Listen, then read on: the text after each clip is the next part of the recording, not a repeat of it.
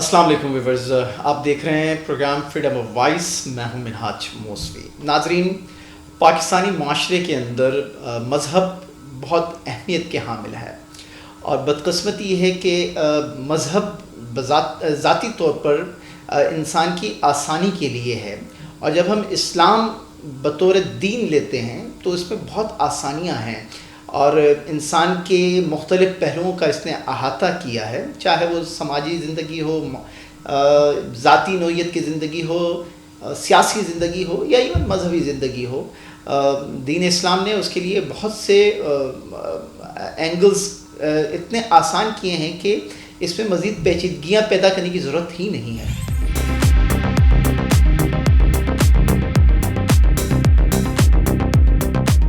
ایک خاتون جس کا لباس بظاہر اتنا بیہودہ نہیں تھا، لیکن لباس کا جو پرنٹ آؤٹ تھا وہ مشابہت رکھتا تھا کہ جو عربک کیلیگرافی جس کو کہتے ہیں، اور کیونکہ عربی خطاطی پر مبنی اس کا لباس تھا، اور وہ ایک عربک برانڈ کا سوٹ تھا.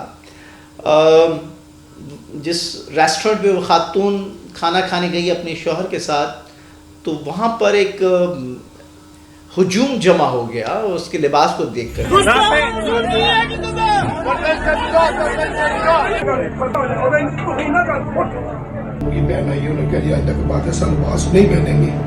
اچرا بازار گئی اور میں نے یہ جو کرتا پہنا تھا یہ میں نے ڈیزائن سمجھ کر لیا ہے. ہمارے ساتھ اس اہم موضوع پر بات کرنے کے لیے پاکستان کے ایک معتبر نام قانون دان ہے پیشے کے لحاظ سے، ڈاکٹر وسیم رضا نقوی صاحب. Sir thank you sir. بہت شکریہ آپ نے ہمیں وقت دیا. ڈاکٹر صاحب کسی تعریف کے محتاج نہیں ہیں.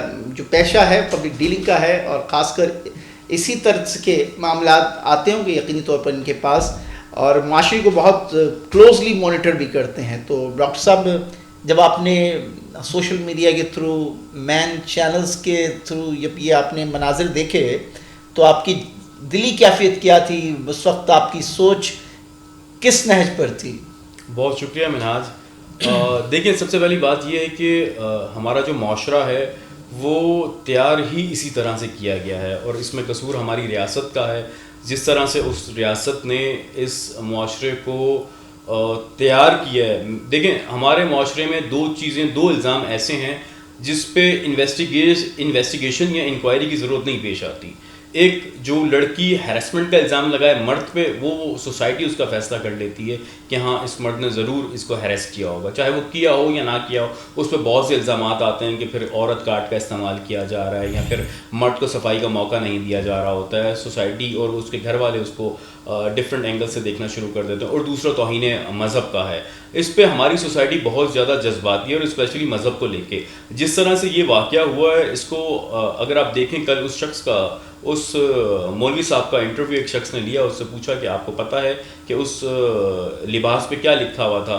تو انہوں نے کہا کہ میں پڑھنا لکھنا نہیں جانتا اور مجھے نہیں پتہ تھا وہ کیا لکھا ہوا، لیکن کیونکہ اس کی جو خطاطی تھی، جو الفاظ سے وہ عربک سے ملتے جلتے تھے، تو ہم نے سوچا کہ یہ جو لکھائی ہے کپڑوں پہ، قمیض پہ، یہ مسلمانوں کے جذبات مجروح کر رہی ہے. تو اس لیے ہم نے مناسب سمجھا کہ اس کو برقع دیا، اور اس سے گزارش کی کہ یہ جو لباس ہے وہ اتار دیا جائے. میرے خیال سے جو ہماری ریاست ہے، جب تک وہ خود یہ فیصلہ نہیں کرے گی کہ اس سوسائٹی کو، اس معاشرے کو مذہب سے پاک کرنا ہے. مذہب سے پاک کرنے کا مطلب یہ نہیں کہ اس سوسائٹی سے مذہب نکال دیا جائے، بلکہ اس پاک کرنے کا مقصد یہ ہے کہ اس ریاست فیصلہ کرے کہ یہ جو شدت پسندی آ گئی ہے ہمارے ہاں، جو نصاب میں ہمیں کیمسٹری فزکس میں ایون مذہب کو گھول کے پلایا جا رہا ہے، یہ ختم ہونا چاہیے. یہ جو صورتحال ہمیں نظر آتی ہے،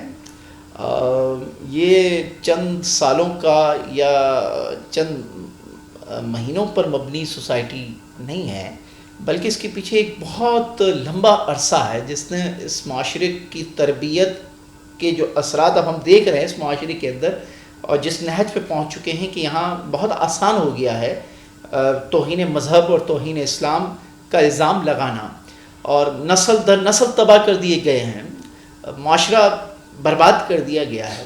اب آپ اس کو کیسے کاؤنٹر کریں گے کہ اتنا آسان ہے کہ چند مہینوں میں یا چند سالوں کے اندر اس معاشرے کو دوبارہ سے ریورس گیئر لگا کے ہم اثر نو اس کی تربیت کریں؟ دیکھیں آپ کا بنیادی سوال جو تھا وہ یہ تھا کہ اس ملک کو ضیاء الحق سے لے کے یا میں کہوں 1974 سے لے کے جس طرح سے مذہب کا استعمال کیا گیا ہے، ہمارے یہاں ہر چیز کو مذہبی اینگل سے دیکھا جاتا ہے، ہمارے یہاں نصاب کو مذہبی اینگل سے دیکھا جاتا ہے.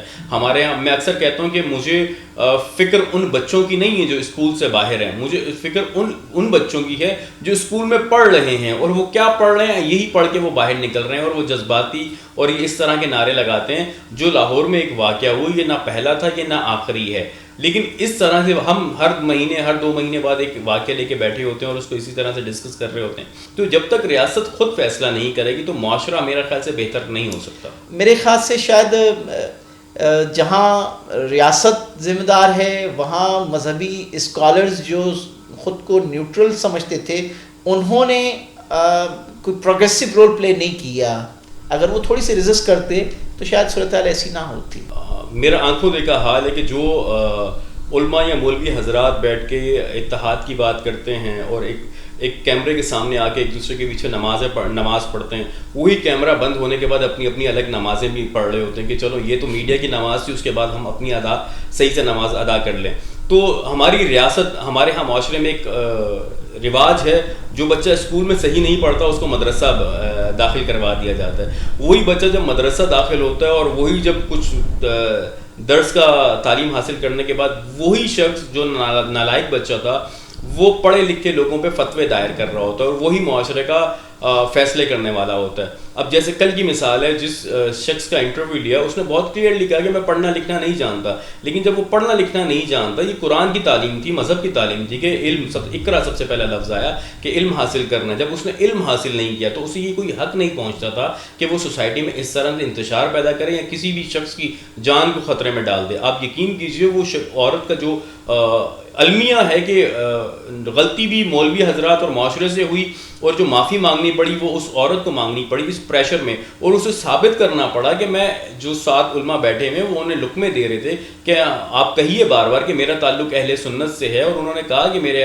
جو شوہر ہیں وہ حافظ قرآن ہیں. تو یہ سوسائٹی کا پریشر ہے جس کو جب تک ہم خود سے حل نہیں کریں گے یا جب تک ہم مذہب کو ذاتیات کے حد تک نہیں رکھیں گے کہ مذہب ایک ہر شخص کا ایک ذاتی مسئلہ، تب تک یہ مسئلہ حل نہیں ہوگا. وہ ویڈیو میں نے بھی دیکھی کہ وہ مولویوں کے بیچ میں، اور غالباً تھانے کے اندر کی بات ہے کہ پولیس آفیسر موجود ہے اور وہ خاتون، حالانکہ اس نے کوئی ایسا بیہودہ قسم کا لباس نہیں پہنا تھا، اور وہ معافی مانگ رہی کہ میں معافی چاہتی ہوں، میں معافی مانگتی ہوں جس میرے لباس کی وجہ سے ایک کنفیوژن کریٹ ہوئی ہے. وہ بھائی آپ کے لباس کی وجہ سے کنفیوژن کریٹ ہوئی ہے تو اصل تو قصوروار وہ ہیں جنہوں نے کنفیوژن کریٹ ہونے دی. اور ریاست اس وقت موجود تھی اس ویڈیو میں، لیکن وہ بیچاری پولیس آفیسر کس حد تک جا سکتی ہے، وہ بھی مجبور تھی، معافی منگوائی گئی. اور میرے خیال سے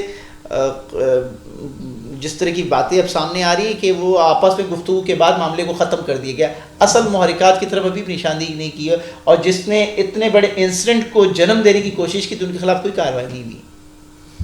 دیکھیں اس کا حال ہی میں ایک فیصلہ ہے جسٹس قاضی فائد عیسیٰ صاحب کا، جو انہوں نے ایک احمدی شخص کے متعلق دیا. اس فیصلے کو میں نے پڑھا اور اس پہ گفتگو بھی ہوئی، بہت زیادہ ہوئی، سوشل میڈیا پہ بہت حد تک کیمپین چلائی گئی کہ جسٹس قاضی فائد عیسیٰ صاحب نے پتہ نہیں ایسے کون سے فیصلہ دی دیا جس کے تحت آئین کی تمام جو قدغنیں ہیں جو احمدی برادری پہ لگائی گئی ہیں وہ ختم کر دی گئی اور انہیں تبلیغ اور ان کے اسکول آف تھاٹ کو بہت اوپنلی بیان کرنے کی اجازت دے دی گئی ہے. اب یقین کیجئے اس فیصلے کے بعد مولانا فضل الرحمان، جماعت اسلامی اور تحریک لبیک، ان تمام مذہبی جماعتوں کی مذمت آئی اور کہا گیا، چیف جسٹس سے مطالبہ کیا گیا کہ وہ فیصلہ واپس لیں. اب یقین کیجئے اس فیصلے میں ایسی کوئی بات نہیں تھی جس میں یہ کہا گیا ہو کہ کسی اسکول آف تھاٹ کو لے کے یا کسی مذہب کو لے کے اس پہ بات کی گئی ہو. وہ پیورلی ایک ضمانت کا کیس تھا جس پہ ایک جھوٹا مقدمہ دائر کیا گیا تھا. چیف جسٹس صاحب نے صرف اتنا کہا کہ یہ جو الزامات ہیں اس کو ٹرائل فیس کرنا چاہیے، لیکن جو آپ نے الزامات لگائے ہیں اس کو بیل دیتا ہوں، کیونکہ جس جرم کے تحت انہیں گرفتار کیا گیا تھا اس کی سزا 6 ماہ تھی، جبکہ وہ شخص جو تھا وہ 13 ماہ سے جیل میں قید تھا. چیف جسٹس صاحب کا کہنا تھا کہ اس کی سزا اگر اس کو سزا دے دی جاتی ہے تو وہ 6 ماہ بنتی ہے، جبکہ یہ جو شخص قید ہے یہ 13 ماہ سے قید میں ہے، تو بیل بنتی ہے. انہوں نے 5,000 کے عوض شیورٹی کے انہیں ضمانت دی، لیکن اس فیصلے کو سیاسی مقاصد حاصل کرنے کے لیے چیف جسٹس کے خلاف اس حد تک کیمپین چلائی گئی کہ چیف جسٹس اور سپریم کورٹ کو اپنا فیصلہ اردو میں ٹرانسلیشن کر کے سپریم کورٹ کی ویب سائٹ پہ ڈالنا پڑا، اسی سوسائٹی کی پریشر کی وجہ سے. مذہبی ہونا بری بات نہیں ہے. میں اکثر کہتا ہوں شریعت عمل کرنے کی چیز ہے، نافذ کرنے کی نہیں ہے.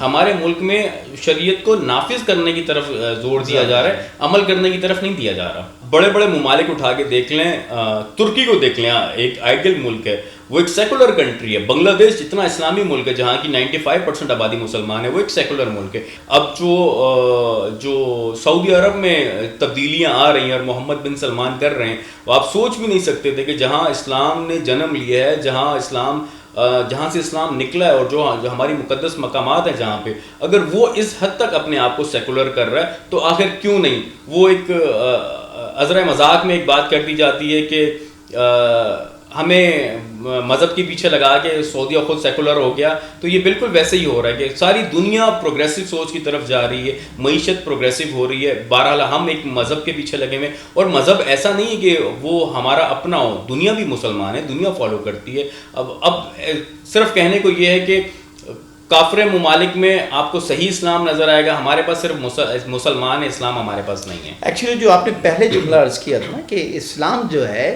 وہ عمل کرنے کا مذہب ہے، اسلام عمل کرنے کے لیے ہے نہ کہ نافذ کرنے کے لیے ہے.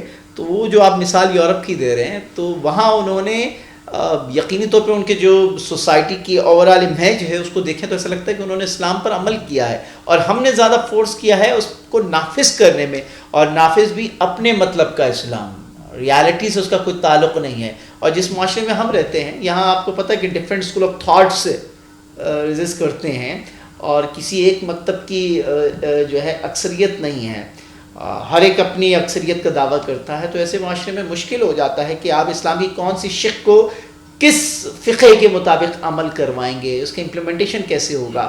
تو یقینی طور پر ریزسٹنس آئے گی، انتشار پیدا ہوگا. تو ایسی صورتحال میں یہ ہو سکتا ہے کہ بھائی آپ کا عمل جو ہے وہ آپ کا ذاتی ہونا چاہیے، باقی معاشرے میں جو آپ کی پریکٹیکل لائف ہے وہ ریاست نے جو فریم ڈیزائن کیا ہے اس کے مطابق ہونا چاہیے. اب ہمارے ہاں لٹریسی ریٹ آپ دیکھ لیں کیا حال ہے اس ملک کا.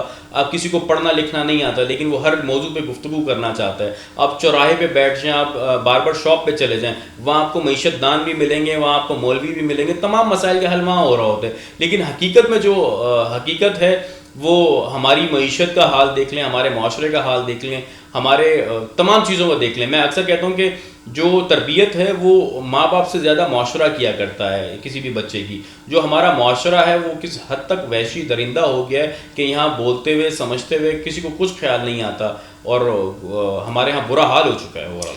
اور سب پھر کتنا وقت لگے گا. بہرحال اس ساری صورتحال میں ہم ہاتھ پہ ہاتھ دھرے بھی نہیں بیٹھ سکتے، کیونکہ ہم خود بھی اسی سوسائٹی کے فرد ہیں، اور جب اپنے سامنے یہ چیزیں دیکھ رہے ہوتے ہیں، ہم محسوس کر رہے ہوتے ہیں، اور ہمیں اندازہ ہے اس بات کا کہ ہمارا اتنا افیکٹو رول نہیں پلے ہو رہا ہے، نہیں ہو سکتا ہے، تو اندر سے تو ہم دم گھٹتا ہے. میرا تو دم گھٹتا ہے کہ میں چاہتے ہوئے بھی کچھ نہیں کر سکتا ہوں. بعض دفعہ خوف کی وجہ سے، بعض دفعہ وسائل نہ ہونے کی وجہ سے. ایسی صورتحال میں کتنا وقت لگے گا اس معاشرے کو ایک اچھے ٹریک پر لے کے جانے میں؟ میرا خیال سے جب تک ہم خود فیصلہ نہیں کریں گے کہ ہمیں ایک پروگریسو سوچ کا مالک ہونا ہے، دنیا کے ساتھ چلنا ہے، یا ہم نے پتھر کے دور میں رہنا ہے کہ ہم اب تک وہی چیزیں پڑھ رہے ہیں، وہی نصاب ہمارا دیکھ لیں صدیوں سے چینج نہیں ہوا، وہ تھرسٹی کرو اسٹوریز ابھی تک اسٹوریز چینج نہیں کر پائے، تو حقیقت چینج کرنا تو بہت دور کی بات ہے. جب تک ریاستی طور پہ یہ فیصلہ نہیں ہوگا، آپ میں جتنی بھی کوشش کر لیں ہم اپنا خون ہی بہا سکتے ہیں، اس کے علاوہ کچھ نہیں کر سکتے. Thank you very much doctor صاحب، بہت شکریہ. آپ کی گفتگو سے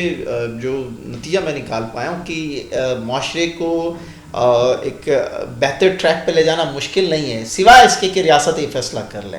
معاشرے میں اگر بدلاؤ چاہتے ہیں، ترقی پسند سوچ کو پروان چڑھانا ہوگا، اندر اور باہر کے تضاد کو ختم کرنا ہوگا، تبھی جا کے معاشرہ ایک بہتر معاشرہ ہو سکتا ہے. آپ دنیا کا مقابلہ کر سکتے ہیں، دنیا کا سامنا کر سکتے ہیں، ورنہ آج افغانستان ہم سے بہتر ہو رہا ہے. اور ہم اگر یہی مینٹالٹی رہی ہماری تو ہم شاید اور ریورس گیئر لگ جائے اور اس دنیا میں ایک عجوبے کے طور پر ہم نظر آئیں. یہ بہرحال اس میں شرمندگی ہو رہی ہے, افسوس ہو رہا ہے یہ کہتے ہوئے. ہم چاہتے ہیں کہ پاکستان دنیا کے ترقی یافتہ ممالک کی فہرست میں نظر آئے, لیکن اس سوچ کے ساتھ فی الوقت نظر نہیں آ رہا ہے. آج کے پروگرام میں اتنا ہی. اللہ نگہبان.